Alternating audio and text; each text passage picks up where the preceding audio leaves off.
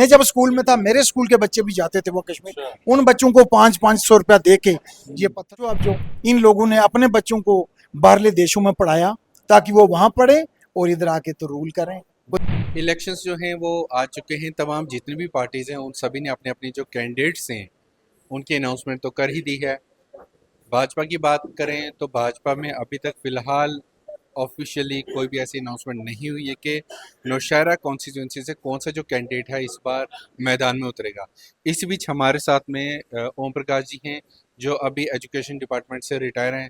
Sir, आप एक education department से रिटायर हुए हैं, आपका क्या कहता है कि इस बार किस तरह की जो है सरकार होनी चाहिए और जो नौशहरा की कॉन्स्टिट्यूंसी है उनको किस तरह का कैंडिडेट जो है वो मिलना चाहिए?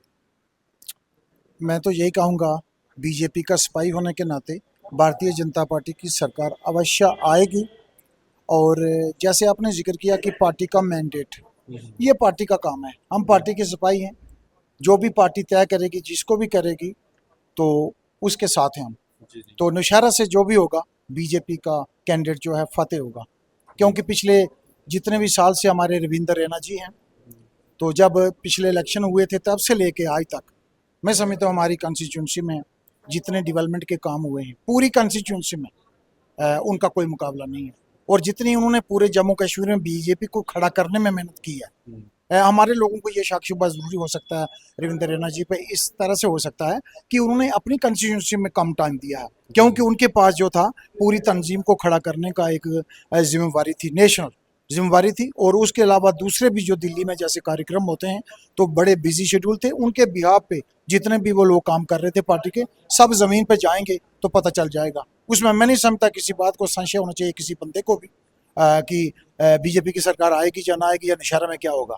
ये पार्टी का काम है, किसको मैंडेट देते हैं, हम पार्टी के सिपाही हैं। और बीजेपी पक्का जीतेगी, यहाँ भी जीतेगी और सरकार बनेगी हमारी। और इस बीच हमने एक चीज और भी देखी कि यहाँ पे कई लोग जो हैं वो उनकी दावेदारी आ रही है हर जगह से जो है वो मतलब भाजपा में इतने कैंडिडेट्स हैं कि हर जगह से मतलब सुनने में आ रहा है कि ये लोग भी दावेदारी हो सकते हैं, ये भी दावेदार हो सकते हैं।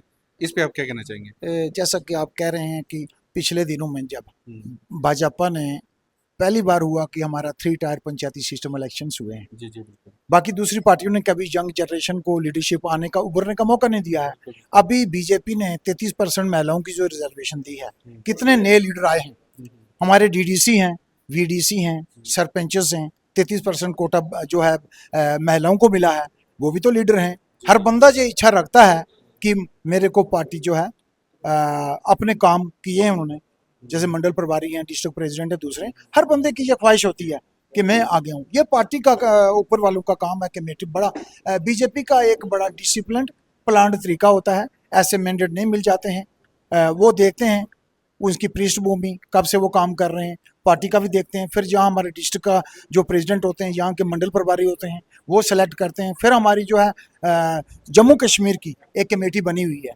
स्क्रूटनाइज करके प्रॉपरली उसको वेरीफाई करके फिर हमारी जो सेंटर की है, जब किसी को मैंडेट मिलता है, जैसे परसों ही गए थे रैना साहब, तो हमारे प्रधानमंत्री जो आदरणीय प्रधानमंत्री, वहाँ भी एक कमेटी है जो बड़े वरिष्ठ नेता हैं, वो बैठ के इस पे संशोधन करके सारा क्लियर करके कौन सा बंदा जो है बीजेपी का कैंडिडेट जिसको मैंडेट दिया जाएगा, बहुत लेंथी है। बाकी पार्टियों का क्या है, हमने ऐसा भी देखा है जिन बंदों का है ही कोई नहीं, वो भी मैंडेट लेके यहाँ आ गए हैं। लेकिन बीजेपी का ऐसा नहीं होता है।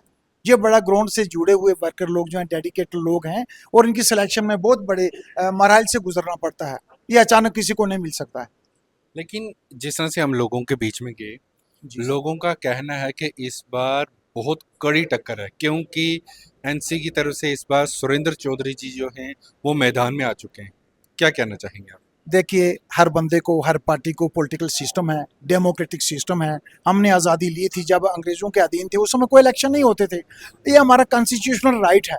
इलेक्शन जो है देश का सबसे बड़ा फेस्टिवल है, तो इसमें मैं नहीं समझता, डेमोक्रेटिकली हर बंदे को राइट है। चौधरी जी जो हैं बड़े पार्टी में, बड़े पुराने, वो पॉलिटिक्स में हैं, उनको भी हक है। अपनी पार्टी की आइडियोलॉजी है, उस पर वो करके लड़ेंगे। हमारी अपनी आइडियोलॉजी है, हमारे अपना तरीका है लड़ने का, है बीजेपी का। तो बीजेपी का बड़ा एक संघीय ढांचा है, तो इसमें जो हमारे वर्कर्स हैं, बूथ वर्कर से लेके, इतना मेरा ख्याल है किसी पार्टी की प्लानिंग नहीं होगी। बीजेपी का पूरे हिंदुस्तान में एक प्लानिंग है, बूथ वर्कर से लेके, मतलब इतना जुड़े हुए लोग जो हैं पार्टी से, वर्कर्स की बहुत इज्जत है। बूथ वर्कर से लेके इससे हमारा मैंडेट जो है निर्माण होता है। मेरे कहने का मतलब कि इस बार कड़ी टक्कर हो सकती है। अगर काम को देखा जाए, मोदी जी का जो 2050 तक उन्होंने विजन बना दिया, मैं इनसे पूछना चाहता हूँ जिन लोगों ने, जिन पार्टियों ने देश को तकसीम किया है, हिंदू मुस्लिम में बांटा है, आज वही लोग हैं रीजनलिज्म को बढ़ावा दे रहे हैं। हम नेशनलिज्म को बढ़ावा देंगे। मोदी जी यही कहते हैं सबका साथ सबका विकास। कोई मजहब नहीं, मजहब के नाम पे तकसीम हुए थे, मजहब ने बहुत नुकसान पहुंचा दिया है हमारे हिंदुस्तान को। अब हमारे मोदी जी की रहनुमाई में जो उन्होंने असूल वाजे किए हैं, उसमें यह है कास्ट, कलर, क्रीड और रीजनलिज्म से ऊपर उठ के नेशनलिज्म कि ऐसी पार्टी को चुना जाए। मोदी जी ने 2050 तक, अभी स्कीमें में कितनी गिनाऊं आपको, मैंने 50 साल में जो पहले जो हमने देखा था किसी पार्टी की कोई स्कीम नहीं थी। ये जो पार्टियां लड़ रही हैं ये अपने के लिए बेरोजगार हो गए हैं। जब से मोदी सरकार आई है बहुत सी पार्टियां बेरोजगार हो गई हैं। जैसे आप देखो नेशनल कॉन्फ्रेंस के उमर अब्दुल्ला खुद कहते हैं वो बेरोजगार हैं, वो उनकी मजबूरी है। बाप अगर प्रधान बनता है तो बेटा जो है उधर दूसरा उपप्रधान होगा। ये पारिवारिक पार्टियां हैं। बीजेपी में ऐसा नहीं होता है। बीजेपी में उसके वर्ग के से, उसके कैडर के हिसाब से उसको दिया जाता है। बीजेपी में पारिवारिक काम नहीं होता है, उसकी काबिलियत पे जो है मैंडेट दिए जाते हैं। मैं ये कहूंगा आपसे। तो आने वाले 4 अक्टूबर को जी सर, आपको क्या लगता है किसकी सरकार होगी? हमारी सरकार होगी। मोदी के दिशा निर्देश में रविंदर रैना जी की क़यादत में नौशहरा सीट जीतेंगे और यहाँ भी हमारी सरकार बनेगी। स्टेट में पहली बार होगा। लोगों के इतने काम हैं और आज आप देख लीजिए मैं कितने काम, मेरे पास बहुत बोलने के लिए बहुत कुछ है जो काम किया। ऐसे जुबानी तीर नहीं मार रहे हैं, प्रैक्टिकली जो काम हमने देखे। अभी सबसे बड़ा काम देख लीजिए कश्मीर में क्या हालत है। अब कश्मीर का नौजवान क्या कह रहा है, पत्थर मारने वाले हर जुमे के बाद नमाज पढ़ के पत्थर मरवाते थे बच्चों से। मैं जब स्कूल में था मेरे स्कूल के बच्चे भी जाते थे वो कश्मीर, उन बच्चों को 500-500 रुपया दे के ये पत्थर मारने वाले थे। अब यही गैंग जो है दोबारा वही आया है, इलेक्शन में आए हैं, इनके अपने मुकासब में देश को तोड़ने वाले हैं। अब मिलिटेंसी खत्म हो गई है। वही नौजवान, उनसे पूछो अब जो इन लोगों ने अपने बच्चों को बाहरले देशों में पढ़ाया ताकि वो वहां पढ़े और इधर आके तो रूल करें, कोई चीफ मिनिस्टर बने, कोई कुछ बने, कोई कुछ बने। तालीम बाहर से है और इधर आके अपने बच्चों को इन्होंने कभी आगे नहीं किया पत्थर मारने के लिए। आज हमारे बच्चे कितना नुकसान किया है एनसी और पीडीपी ने। कितने डॉक्टर, कितने इंजीनियर होते हैं हमारे देश में, कितने साइंटिस्ट होते हैं। कश्मीर में पूरी जितनी यंग पोत थी इन्होंने खत्म कर दी है। आज ये आके तो इलेक्शन लड़ रहे हैं। तो अब हालात बदले हुए हैं, कश्मीर में भी अमन है, तरक्की की इशारा जो है चल पड़ी है। वो टूरिज्म देखिए, हमारी जो अभी यात्रा हुई है श्री अमरनाथ जी की यात्रा, ये कह रहे थे ये होगा वो होगा, अब ये नहीं होगा। हमारे देश, हम एक हैं, यहाँ कोई मजहब का इलेक्शन नहीं है, देश का इलेक्शन है।